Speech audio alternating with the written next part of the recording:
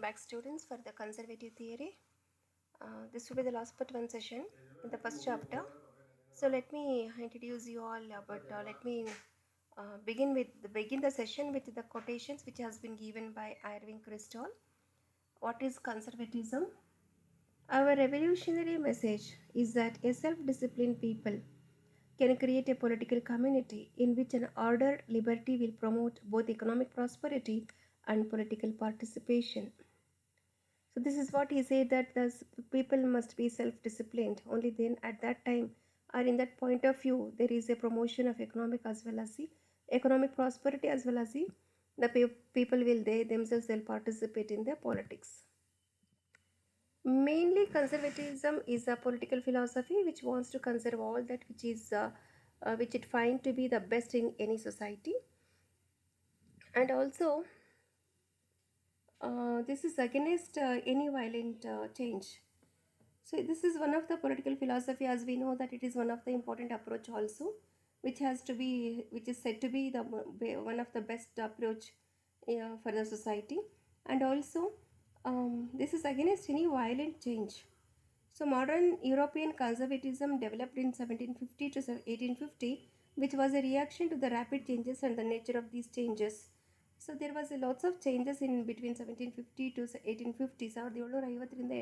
1750ರಿಂದ 1850ವರೆಗೂ ಸಹ ಬಹಳ ರಿಯಾಕ್ಷನ್ಸ್ ಅನ್ನೋದು ಆಗ್ತಾ ಇತ್ತು. ಸೊ ರ್ಯಾಪಿಡ್ ಚೇಂಜಸ್ ಅನ್ನೋದನ್ನು ಸಹ ಕಾಣ್ತಾ ಇತ್ತು. ಹಾಗಾಗಿ there was a change. Okay, this is again any kind of violent ಚೇಂಜಸ್ಗೆ ಬದಲಾಗಿ ಕನ್ಸರ್ವೇಟಿಸಮ್ ಅನ್ನೋದು ಬರ್ತಾ ಇರುತ್ತೆ. Among these changes, some of the major changes were ideas of enlightenment. ಇದರಲ್ಲಿ ಆದಂತಹ ಬದಲಾವಣೆಗಳಲ್ಲಿ ಯಾವುದ್ಯಾವುದನ್ನು ನಾವು ಕಾಣ್ತಾ ಹೋಗ್ತೀವಿ ಅಂದರೆ, ideas of enlightenment, French revolution, industrialisation specially in the England, and voting right for everyone, especially for males.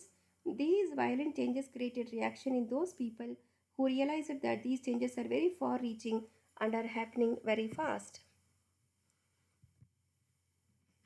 Conservatism is controversial. It is a very controversial word among contemporary political ideas. Okay, so and ideologies and its usage as an analytical terminology differ sharply among the scholars. So as we know that conservatism is a controversial word also, and because of there is a lots of ideas of the political ideas and even the ideologies, political ideas and the ideologies and its ideologies and its usage as a terminology, and it is going to differ. Like the scholars, they give differently the different ideas according to their own in their own perceptions. Conservatism arose in reaction to the growing pace of political, social and economic change. So what it is conservatism ಅಂದರೆ ಏನು ಅಂತ ಹೇಳಿದ್ರೆ, it is in reaction to the growing phase of political, ಸಾಮಾಜಿಕವಾಗಿ, ರಾಜಕೀಯವಾಗಿ ಮತ್ತು ಆರ್ಥಿಕವಾಗಿ ಬಂದಿದ್ದಂತಹ ಒಂದು ಬದಲಾವಣೆ. It is coin by a French it is a Roman thinker. Okay, Chateaubriand in 1818 when he named his journal ಎಲಿ ಕನ್ಸರ್ವೇಟಿಯರ್. ಸೊ ಇದನ್ನು ಯಾರು ಬರೆದಿದ್ದು ಅಂತ ಹೇಳಿದ್ರೆ, ಅಥವಾ ಮೊದಲಿಗೆ ಬರೆಸಿದ್ದು ರೋಮನ್ನ ಒಬ್ಬ ಚಿಂತಕರು ಚೆಟರ್ಬ್ರೈಂಡ್ ಅನ್ನತಕ್ಕಂಥವ್ರು 1818ರಲ್ಲಿ. Edmund Burke's reflections on the revolution in France is considered the major canon of conservatism since the early 19th century. ಇವರು ಎಡ್ಮಂಡ್ಸ್ ಬರ್ಗ್ಸ್ ಅವರು ಬರೆದಿರತಕ್ಕಂಥ reflections on the revolution in France, ಅದನ್ನು ಒಂದು ಮೇನ್ ಒಂದು ಕೆನಾನ್ ಅಂತ ಹೇಳಿಬಿಟ್ಟು ಇದನ್ನು ಕನ್ಸಿಡರ್ ಮಾಡ್ತಾರೆ. So that is about the 19th century. ಅದನ್ನು ನಾವು ನೋಡ್ತಾ ಹೋಗ್ತೀವಿ. ರಾಜಕೀಯ, ಸಾಮಾಜಿಕ ಮತ್ತು ಆರ್ಥಿಕ ಬದಲಾವಣೆಯ ಹೆಚ್ಚುತ್ತಿರುವ ವೇಗಕ್ಕೆ ಪ್ರತಿಕ್ರಿಯೆಯಾಗಿ ಈ ಕನ್ಸರ್ವೇಟಿಸಮ್ ಅನ್ನೋದು ಹುಟ್ಕೊಳ್ಳುತ್ತೆ. ಇದು ಫ್ರೆಂಚ್ ಕ್ರಾಂತಿಯ ಒಂದು ಸಂಕೇತವೂ ಹೌದು. ಕನ್ಸರ್ವೇಟಿವ್ ಚಿಂತನೆಯು ಬದಲಾಗುತ್ತೆ. UK ಸಂಪ್ರದಾಯವಾದಿ ಎಡ್ಮಂಡ್ ಬರ್ಗ್ ಅವರಿಂದ ಹೆಚ್ಚು ಇದು ಸೆಳೆಯುತ್ತಾ ಹೋಗುತ್ತೆ. ಬದಲಾವಣೆಗೆ ಕುರುಡು ಪ್ರತಿರೋಧವಲ್ಲ, ಆದರೆ ಸಂರಕ್ಷಣೆಗಾಗಿ ಬದಲಾವಣೆ. ಸುಮ್ಮನೆ ಬದಲಾವಣೆ ಮಾಡಬೇಕಂತ ಅಂತ ಹೇಳಿ ಬದಲಾವಣೆ ಮಾಡತಕ್ಕಂಥದ್ದಲ್ಲ. ಇಲ್ಲಿ ಸಂರಕ್ಷಣೆ ಮಾಡಲಿಕ್ಕೋಸ್ಕರ ಇದು ಬದಲಾವಣೆ ಅನ್ನೋದು ಆಗಬೇಕಾಗತ್ತೆ. ವಿವೇಕದಿಂದ ಮಾಡತಕ್ಕಂಥ ಒಂದು ಬದಲಾವಣೆ ಅಂತಲೂ ಹೇಳ್ತಾರೆ. ಸಂಪ್ರದಾಯವಾದಿ ಸಿದ್ಧಾಂತಗಳ ಸ್ಥಿರ ವ್ಯವಸ್ಥೆಗೆ ಸಂಬಂಧಿಸೋದಕ್ಕೆ ಅವರು ಇದನ್ನು ಇಷ್ಟಪಡೋದಿಲ್ಲ. Okay, features. Conservatism, suspicion of change is often seen in the attitude of mind as opposed to an ism or an ideology. Okay, so ಕನ್ಸರ್ವೇಟಿಸಮ್ನ ಬದಲಾವಣೆಯ ಅನುಮಾನವನ್ನು ಸಾಮಾನ್ಯವಾಗಿ ಇಸಮ್ಸ್ ಅಂತ ಹೇಳಿದ್ದೀನಿ, ಅಥವಾ ಸಿದ್ಧಾಂತ ಅಂತಲೂ ಹೇಳಿದ್ದೀನಿ. ಇದು ವಿರುದ್ಧವಾಗಿ ಮನಸ್ಸಿನ ವರ್ತನೆ ಅಂತ ಹೇಳಿ ನೋಡ್ತಾರೆ. ಆದಾಗ್ಯೂ ಸಂಪ್ರದಾಯವು ಕೇವಲ ವಾಸ್ತವಿಕವಾದ ಅಥವಾ ಕೇವಲ ಅವಕಾಶವಾದವಲ್ಲ. ಮಾನವರು ಅವರು ವಾಸಿಸುವ ಸಮಾಜಗಳು ಮತ್ತು ಒಂದು ವಿಶಿಷ್ಟವಾದ ರಾಜಕೀಯ ಮೌಲ್ಯಗಳ ಮಹತ್ವದ ಬಗ್ಗೆ ರಾಜಕೀಯ ನಂಬಿಕೆಗಳ ಒಂದು ನಿರ್ದಿಷ್ಟ ಗುಂಪಿನ ಮೇಲೆ ಇದು ಸ್ಥಾಪಿತ ಆಗಿರುತ್ತೆ. ಸಿದ್ಧಾಂತದ ಮೇಲಿನ ಅತಿಯಾದ ನಂಬಿಕೆ ಏನಾಗುತ್ತೆ, ನಿರಂಕುಶ ಪ್ರಭುತ್ವಕ್ಕೆ ಇದು ದಾರಿಯನ್ನು ಮಾಡಿಕೊಡುತ್ತೆ ಅಥವಾ ಅದಕ್ಕೆ ಕಾರಣ ಆಗುತ್ತೆ. ಏಕೆಂದರೆ ಅವುಗಳನ್ನು ಅನುಸರಿಸುವ ನಾಯಕರು ತಮ್ಮ ಗುರಿಗಳನ್ನು ನಿರ್ದಯವಾಗಿ ಅನುಸರಿಸ್ತಾ ಹೋಗ್ತಾರೆ. So that is the first important point where we need to understand and how ಮೌಲ್ಯಗಳು ಏನೇನು, ಕೋರ್ ಮೌಲ್ಯಗಳು ಅಥವಾ ಫೀಚರ್ಸ್ ಎಲ್ಲ ಏನೇನು ಅಂತ ನೋಡಬೇಕಾದ್ರೆ ಇದೆಲ್ಲ ನೋಡ್ತಾ ಹೋಗ್ತೀವಿ. So excessive belief in ideology tends to lead to totalitarianism as the leaders who follow them pursue their goals ruthlessly. So the next is about ಮಾನವನ ಸ್ವಭಾವ ಅಥವಾ ಹ್ಯೂಮನ್ ನೇಚರ್. ಮಾನವರು ಅಪರಿಪೂರ್ಣರಾಗಿರ್ತಾರೆ. Humans are imperfect, they not perfect. ಮಾನವ ಅಪರಿಪೂರ್ಣತೆಯ ತತ್ವಶಾಸ್ತ್ರ Sullivan, okay, ಅವ್ರು ಬರೆದಿರ್ತಕ್ಕಂಥದ್ದು. It cannot be changed. Hobbes ಅವರ ಒಂದು ಸಿವಿಲ್ ವಾರನ್ನು ನೀವು ನೋಡಿದಾಗ ಅಂತರ್ಯುದ್ಧ, ಜನರು ತಮ್ಮ ಸಾಧನೆಗಳಿಗೆ ಬಿಟ್ಟರೆ ಅದು ಯುದ್ಧವಾಗಿ ಬದಲಾಗತ್ತೆ ಅಂತ ಹೇಳಿ ಅಲ್ಲಿ ಭಾವಿಸ್ತಾ ಹೋಗ್ತಾರೆ. ನಿಮ್ಮಷ್ಟಕ್ಕೆ ನಿಮ್ಮನ್ನು ಬಿಟ್ಬಿಟ್ರೆ ಜನರನ್ನು ಏನೇನು ಮಾಡ್ತಾರೆ, ಅಂತರ್ಯುದ್ಧ ಅನ್ನೋದು ಪ್ರಾರಂಭ ಆಗುತ್ತೆ. ಅಧಿಕಾರದ ನಂತರ ಅಧಿಕಾರದ ಬಯಕೆ, ಪ್ರಾಥಮಿಕ ಮಾನವ ಪ್ರಚೋದನೆ. So desire for power after the power is a primary human urge. Thatcher ಅವ್ರ ಪ್ರಕಾರ it is necessary for people to be selfish. So ಇವರೇನು ಹೇಳ್ತಾರೆ ಇದರಲ್ಲಿ, ಥ್ಯಾಚರ್ ಅವರು, ಜನರು ಸ್ವಾರ್ಥಿಗಳಾಗಲು ಅವಶ್ಯಕ ಬೇಕಾಗಿರುತ್ತೆ. ಡ್ರೈವರ್ಗಳು ಬದಲಾಗ್ತಾ ಹೋಗುತ್ತೆ. There are drives change and society. For example business ಇರ್ಬೋದು, ವ್ಯವಹಾರ, ಪಿತೃತ್ವದ ವಿಚಾರಗಳು. ಬರ್ಕೋ ಅವರಲ್ಲಿ ನಾವು ನೋಡ್ತೀವಿ ಸಮಾಜವನ್ನು ಸಾವಯವವಾಗಿ ನೋಡ್ತಾರೆ. ಪುಟ್ಟ ತುಕಡಿಗಳು, ನೋಟ, ದಟ್ ಈಸ್ ಲಿಟ್ಲ್ ಪ್ಲಾಟೂನ್ಸು, ನೋಟ, ಮಾನವ ಸ್ವಭಾವದ ಕಡಿಮೆ ನಿರಾಶಾವಾದಿ ದೃಷ್ಟಿಕೋನ, ಇನ್ನೂ ನಿಯಂತ್ರಣದ ಒಂದು ಅಂಶ. ಸೊ ಇವೆಲ್ಲವನ್ನು ಸಹ ನೋಡ್ತಾ ಇರ್ತಾರೆ. So this is about the Disraeli. ಬಡವರಿಗೆ ಇಲ್ಲಿ ಸಹಾಯವನ್ನು ಸಹ ನಾನು ಮಾಡಬೇಕಾಗಿದೆ. ಇದಿಷ್ಟು ಹ್ಯೂಮನ್ ನೇಚರ್. ಆಗ ಇದ್ದಂತಹ ಒಂದು ಹ್ಯೂಮನ್ ನೇಚರ್ ಇವೆಲ್ಲ ಕಾರಣಕ್ಕೆ ಏನಾಗುತ್ತೆ, ಕನ್ಸರ್ವೇಟಿಸಮ್ ಅನ್ನೋದು ಸ್ಟಾರ್ಟ್ ಆಗ್ತಾ ಹೋಗುತ್ತೆ. ಆಮೇಲೆ ಇದ್ರ ಜೊತೆಗೆ ಮತ್ತೊಂದನ್ನು ಹೇಳಬೇಕಾಗಿರತಕ್ಕಂಥದ್ದು, ಜನರ ಪರಿಚಿತರನ್ನು ಹುಡುಕಬೇಕು ಮತ್ತು ಅವರ ಸ್ಥಳವನ್ನು ತಿಳಿದುಕೊಳ್ಳುವ ಒಂದು ಸುರಕ್ಷತೆ ಎಷ್ಟರ ಮಟ್ಟಿಗಿದೆ ಅಂತ ಹೇಳಿದ್ರೆ ಅವರಿಗೆ ಆದೇಶದ ಅಗತ್ಯ ಇರುತ್ತೆ ಮತ್ತು ವೈಯಕ್ತಿಕ ಸ್ವಾತಂತ್ರ್ಯವನ್ನು ತ್ಯಾಗ ಮಾಡ್ತಾ ಇರ್ತಾರೆ ಅಂತ ಹೇಳಿ ಹಾಬ್ಸ್ ಅವರು ಹೇಳ್ತಾರೆ. People need to seek the familiar and like the security of knowing their place so much that they need order and will sacrifice personal liberty. So ಏನು ಮಾಡ್ತಾ ಇರ್ತಾರೆ, ನೀವು ಏನಾದರೂ ಫೆಮಿಲಿಯರ್ ಆಗಿರಬೇಕು ಅಂತ ಹೇಳಿದಾಗ, ನಿಮ್ಮ ಒಂದು ಪ್ಲೇಸನ್ನು ನೀವು ಗುರುತಿಸ್ಕೊಳ್ಬೇಕು ಅಂತ ಹೇಳಿದಾಗ ನೀವೇನು ಮಾಡಬೇಕು, ವೈಯಕ್ತಿಕ ಸ್ವಾತಂತ್ರ್ಯವನ್ನು ತ್ಯಾಗ ಮಾಡಬೇಕಾಗತ್ತೆ. ಮಾನವರು, humans, morally imperfect. Crime is not a product of inequality but bad character. ನೈತಿಕವಾಗಿ ಇವರು ಹ್ಯೂಮನ್ಸ್ ಏನಾಗಿರ್ತಾರೆ, ಇಂಪರ್ಫೆಕ್ಟ್ ಆಗಿರ್ತಾರೆ. ಅಪರಾಧ ಅನ್ನೋದು ಅಸಮಾನತೆಯ ಉತ್ಪನ್ನವಲ್ಲ, ಆದರೆ ಕೆಟ್ಟ ಸ್ವಭಾವ. ಕಾನೂನು ಮತ್ತು ಜೈಲುಗಳನ್ನು ತಡೆಗಟ್ಟುವಿಕೆಗಾಗಿ ಬಳಸೋದು ತಾರ್ಕಿಕ ತೀರ್ಮಾನ ಆಗಿರುತ್ತೆ. ಜನರು ಅಸ್ಥಿರತೆಗೆ ಹೆದರ್ತಾರೆ. ಅವರನ್ನು ಮಾನಸಿಕವಾಗಿ ಸುರಕ್ಷಿತ ಮತ್ತು ಪರಿಚಿತರತ್ತ ಸೆಳೆಯಲಾಗುತ್ತೆ. ತಮ್ಮ ಸ್ಥಳವನ್ನು ತಿಳಿದುಕೊಳ್ಳುವ ಸುರಕ್ಷತೆಯನ್ನು ಸಹ ಬಯಸ್ತಾ ಇರ್ತಾರೆ. ಸಂಪ್ರದಾಯವಾದಿಗಳು ಹೀಗೆ ಸಾಮಾಜಿಕ ಕ್ರಮವನ್ನು ಒತ್ತಿ ಹೇಳ್ತಾರೆ. ಸೊ ಹಾಬ್ಸ್ ಅವರ ಪ್ರಕಾರ ಮತ್ತೆ ಸಾಮಾಜಿಕ ಕ್ರಮದ ಕಾರಣಕ್ಕಾಗಿ ಸ್ವಾತಂತ್ರ್ಯವನ್ನು ತ್ಯಾಗ ಮಾಡಬೇಕಾಗತ್ತೆ. ಆದೇಶವು ಸ್ಥಿರವಾಗಿರಬೇಕು ಅಂತ ಹೇಳಿದಾಗ ಏನಾಗುತ್ತೆ, ಆರ್ಡರ್ ಎನ್ಶ್ಯೂರ್ ಸ್ಟೇಬಲ್ ಇದು and predictable life. Liberty presence individuals with choices and can generate change and uncertainty. ಸ್ವಾತಂತ್ರ್ಯ ವ್ಯಕ್ತಿಗಳನ್ನು ಆಯ್ಕೆಗಳೊಂದಿಗೆ ಒದಗಿಸ್ತಾ ಹೋಗುತ್ತೆ. ಬದಲಾವಣೆ ಮತ್ತು ಅನಿಶ್ಚಿತತೆಯನ್ನು ಸಹ ಇದು ಏನು ಮಾಡುತ್ತೆ, ಉಂಟು ಮಾಡುತ್ತೆ. ವಿಕಸನ ಅನ್ನತಕ್ಕಂಥದ್ದು ಕ್ರಾಂತಿಯಲ್ಲ. ಬದಲಾವಣೆಯನ್ನು ಇಷ್ಟಪಡೋದಿಲ್ಲ. ಗುಣಪಡಿಸೋದು ರೋಗಕ್ಕಿಂತ ಕೆಟ್ಟದಲ್ಲ. Evolution is not a revolution. Okay, The cure is not worse than the disease. Who says as Oakeshott? To do nothing may be more preferable to doing something. Conservatives ground their ideas in tradition. ಯಾವುದ್ರಲ್ಲಿ ಮಾಡ್ತಿದ್ದಾರೆ ಸಂಪ್ರದಾಯವಾದಿಗಳು? ಸಂಪ್ರದಾಯವಾದಿಗಳು ಮತ್ತೊಂದು ವಿಕಸನದ ಕ್ರಾಂತಿ ಅಲ್ಲ ಅಂತ ಹೇಳಿದ್ನಲ್ಲ, ಇವರು ಬದಲಾವಣೆಯನ್ನು ಇಷ್ಟಪಡೋದಿಲ್ಲ. ಗುಣಪಡಿಸುವುದು ರೋಗಕ್ಕಿಂತ ಕೆಟ್ಟದೇನೂ ಅಲ್ಲ. ಏನನ್ನೂ ಮಾಡದಿರುವುದು ಏನನ್ನಾದರೂ ಮಾಡಲು ಹೆಚ್ಚು ಯೋಗ್ಯವಾಗಿ ಇರುತ್ತೆ. ಸಂಪ್ರದಾಯ, ಪ್ರಾಯೋಗಿಕತೆ ಮತ್ತು ಇತಿಹಾಸದಲ್ಲಿ ತಮ್ಮ ಆಲೋಚನೆಗಳನ್ನು ಆಧಾರವಾಗಿ ಇಟ್ಕೊಂಡು ಏನು ಮಾಡ್ತಾರೆ, ಎಚ್ಚರಿಕೆಯ ಮಧ್ಯಮ ಮತ್ತು ಪ್ರಾಯೋಗಿಕ ವಿಧಾನವನ್ನು ಅಳವಡಿಸ್ಕೊಳ್ತಾರೆ. ಆದೇಶ ಮತ್ತು ಸುರಕ್ಷತೆ ಇನ್ನೊಂದು ನೋಡತಕ್ಕಂಥದ್ದು, ಆರ್ಡರ್ ಆ್ಯಂಡ್ ಸೆಕ್ಯೂರಿಟಿ. ಆದೇಶ ಮತ್ತು ಸುರಕ್ಷತೆ. ಹಾಬ್ಸ್ ಅವ್ರ ಪ್ರಕಾರ ಇದು without order we should have an unpleasantly short life. So Burke ಅವ್ರು ಹೇಳ್ತಾರೆ in favour of ultimately retaining order and institutions. Thatcher ಅವ್ರ ಪ್ರಕಾರ it is a prison works, control is crucial, necessity for order is to maintain the institutions and would not have hierarchy and structure of government. Without order would be revolution otherwise. So ಒಂದು ವೇಳೆ ಆದೇಶ ಇಲ್ಲದೆ ಇದರಲ್ಲಿ ಏನಾಗುತ್ತೆ, ಸರ್ಕಾರದ ಕ್ರಮಾನುಗತ ಮತ್ತು ರಚನೆಯನ್ನು ಹೊಂದಿಲ್ಲ ಅಂತ ಹೇಳಿದಾಗ ಅಲ್ಲಿ ರೆವಲ್ಯೂಷನ್ಸ್ ಅನ್ನೋದು, ಕ್ರಾಂತಿ ಅನ್ನೋದು ಪ್ರಾರಂಭ ಆಗ್ತಾ ಹೋಗುತ್ತೆ. Hierarchy and authority.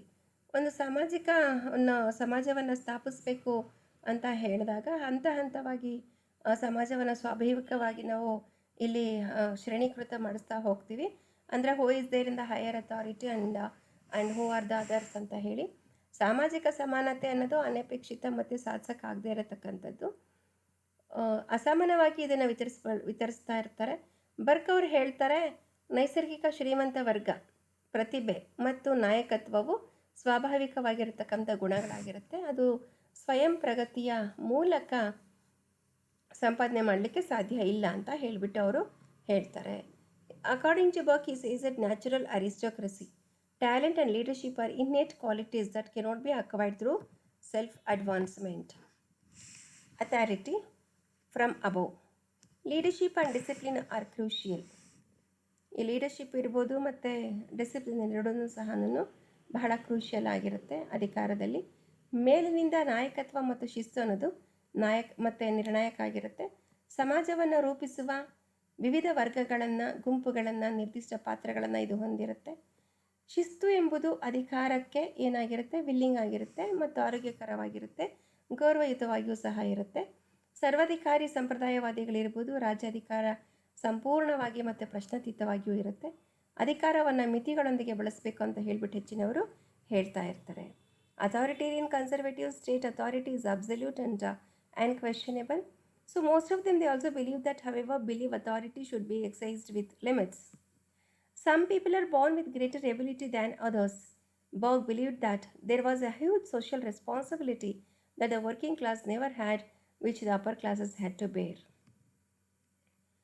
So, and also they say that here, the working class may not enjoy the same living standard. They do not have the livelihood for other men resting on their shoulders. Hierarchy and organicism have thus invested in traditional conservatism a pronounced tendency towards the paternalism. So this is about the most important point we need to understand here. ಕಾರ್ಮಿಕ ವರ್ಗ ಕೆಲವು ಜನರು ಇತರರಿಗಿಂತ ಹೆಚ್ಚಿನ ಒಂದು ಸಾಮರ್ಥ್ಯದೊಂದಿಗೆ ಜನಿಸ್ತಾರೆ.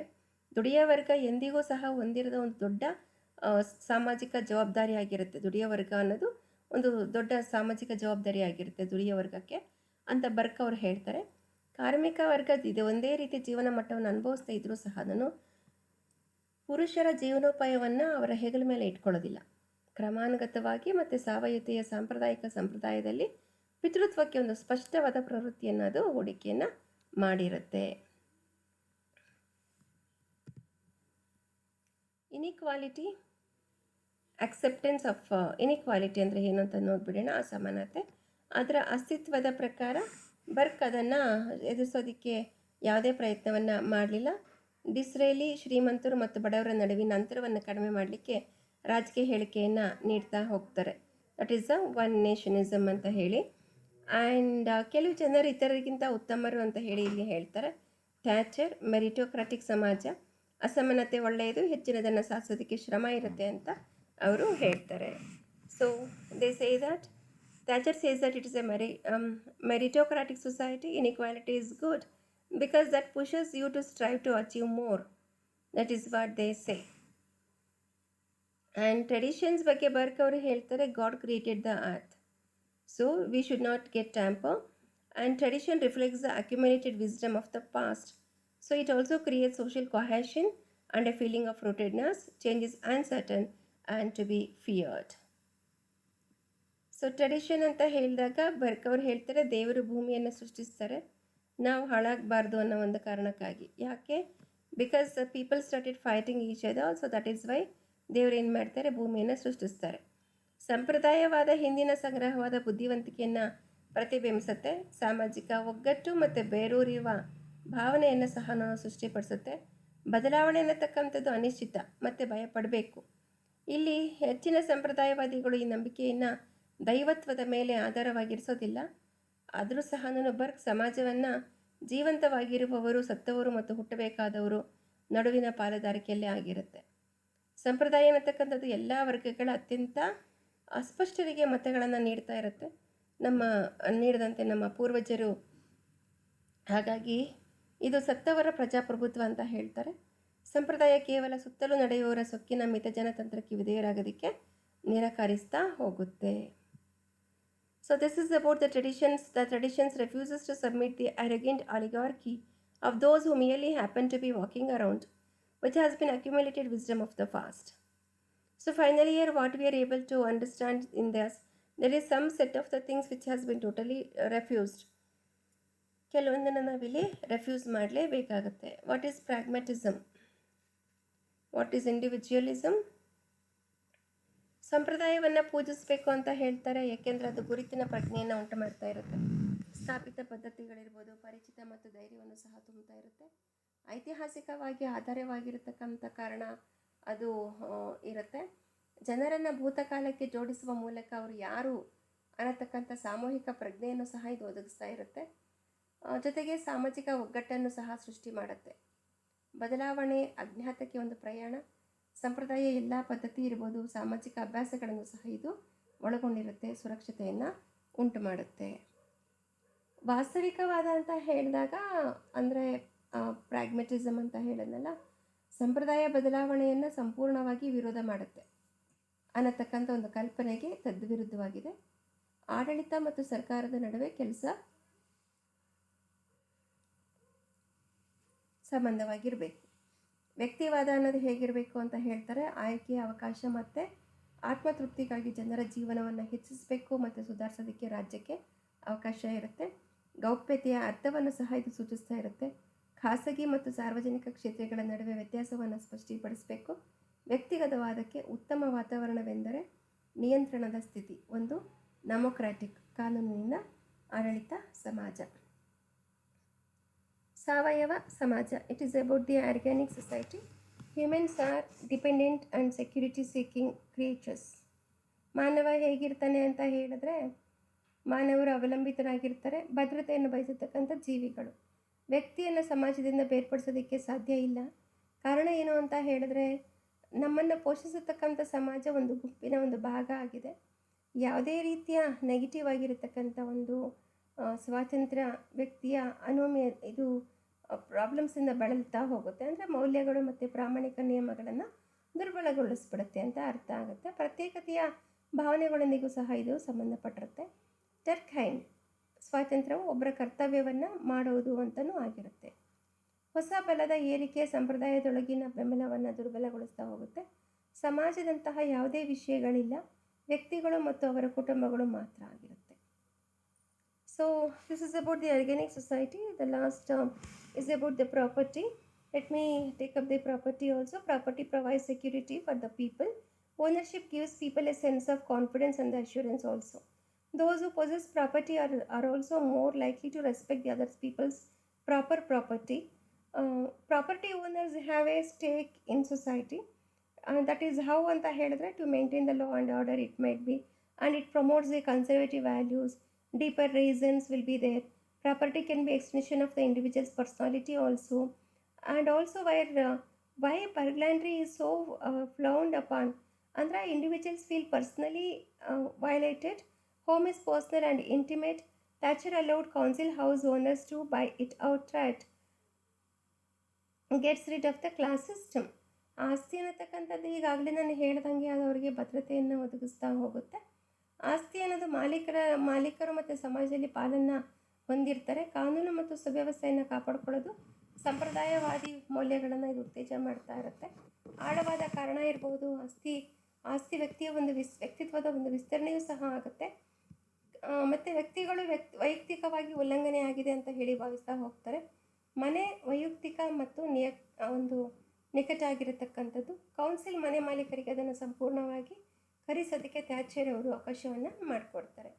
Liberal new right ಆಸ್ತಿಯ ಉದಾರ ದೃಷ್ಟಿಕೋನವನ್ನು ಬೆಂಬಲ ಮಾಡುತ್ತೆ. ಆದರೆ ಸಂಪ್ರದಾಯವಾದಿಗಳು ಎಲ್ಲ ಹಕ್ಕುಗಳಂತೆ ಇದನ್ನು ನಂಬ್ತಾರೆ. ಆಸ್ತಿ ಬಾಧ್ಯತೆಗಳಿಗನ್ನು ಸಹ ನೀಡ್ತಾ ಹೋಗ್ತಾರೆ. ಹಳೆಯ ತಲೆಮಾರಿನ ಹೆಚ್ಚಿನ ಭೂಮಿಯನ್ನು ಇವರು ರವಾನಿಸ್ತಾರೆ. ಪ್ರಸ್ತುತ ಪೀಳಿಗೆಯ ರಾಷ್ಟ್ರದ ಸಂಪತ್ತಿನ ಉಸ್ತುವಾರಿ ಮತ್ತು ಅದನ್ನು ಸಂರಕ್ಷಿಸುವ ಮತ್ತು ರಕ್ಷಿಸುವ ಕರ್ತವ್ಯವನ್ನು ಸಹ ಇದು ಹೊಂದಿರುತ್ತೆ. Liberal new rights about that is a liberal view of the property, but conservatives believe like all rights, property entitles obligations. Much land is passed down from other generations, and the present generation is a custodian of the wealth of the nation and has a duty to preserve and protect. So students, this is about the ಸಂಪ್ರದಾಯ ಒಂದು ಸಿದ್ಧಾಂತ. So ಒಟ್ಟು ಬದಲಾವಣೆಗೋಸ್ಕರ ಇದನ್ನು ತೊಗೊಂಬರ್ತಾರೆ. ಅಲ್ಲೆಲ್ಲ French ರೆವಲ್ಯೂಷನಲ್ಲಿ ಆದಂತಹ ತೀವ್ರವಾದಂತಹ ಬದಲಾವಣೆಗಳನ್ನು ವಿರೋಧಿಸೋದಕ್ಕೋಸ್ಕರ ಸಂಪ್ರದಾಯ ಇದಕ್ಕೆ ಅವರು ಹೆಚ್ಚಿನ ಒಂದು ಮಹತ್ವವನ್ನು ಕೊಡ್ತಾ ಹೋಗ್ತಾರೆ. ಸಾಮಾಜಿಕವಾಗಿ, ಆರ್ಥಿಕವಾಗಿ ಮತ್ತು ರಾಜಕೀಯವಾಗಿಯೂ ಸಹ ನಾವಿಲ್ಲಿ ನೋಡ್ತೀವಿ.